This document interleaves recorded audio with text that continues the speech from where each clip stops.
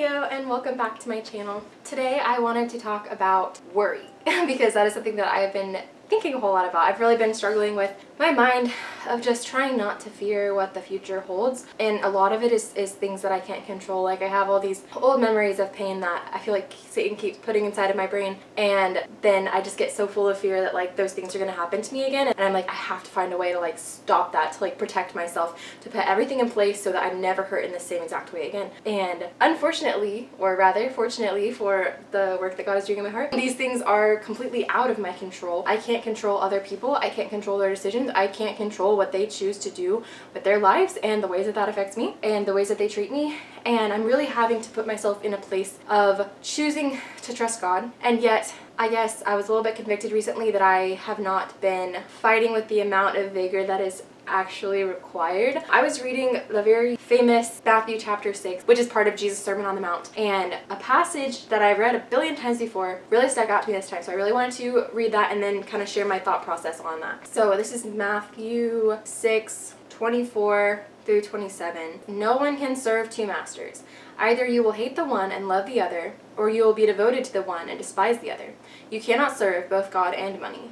Therefore, I tell you, do not worry about your life, what you will eat or drink, or about your body, what you will wear. Is not life more than food, and the body more than clothes? Look at the birds of the air. They do not sow or reap or store away in barns, and yet your heavenly Father feeds them. Are you not much more valuable than they?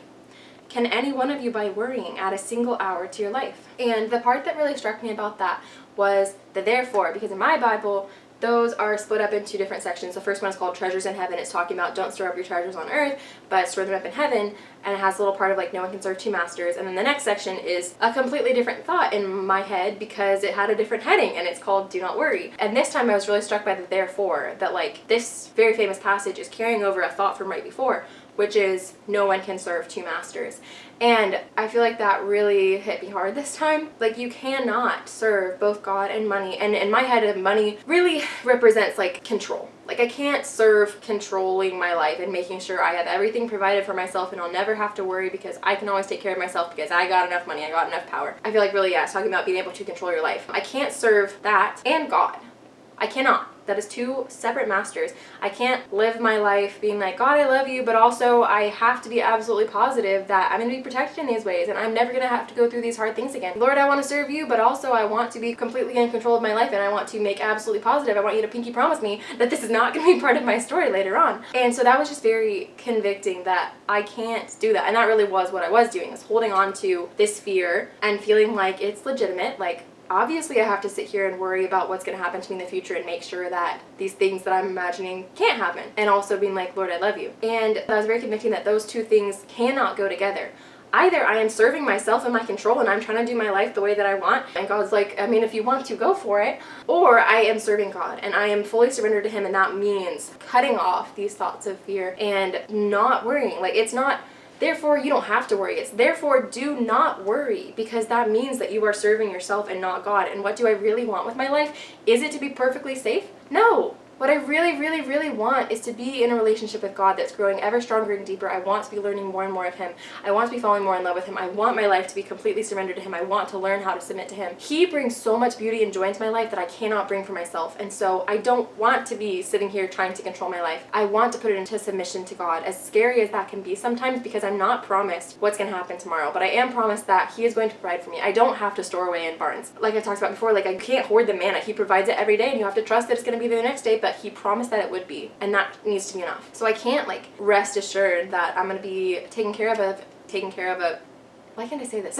So I can't rest assured that I'm going to be taken care of in this specific way in the future forever, but I do know that He is going to be faithful, and He's promised that whatever it is, it won't destroy me. Whatever happens to me will not break me, cannot take me out of His hand, and really what I want is a relationship with Him. And it might hurt me in other areas of my life, but nothing can sever that bond. And so I just have to hold fast to Him and remember that that's what I really truly want more than anything else. I have to keep my focus strong, and I have to cast aside everything else. I have to ruthlessly eliminate the worry that keeps popping up in my mind and believe that no, God is enough for me, and no, I don't have to have my future settled and secure. I am just called to go on an adventure with Him, and wherever that leads me, we're gonna find out, and He's gonna give me the strength in the moment to make it.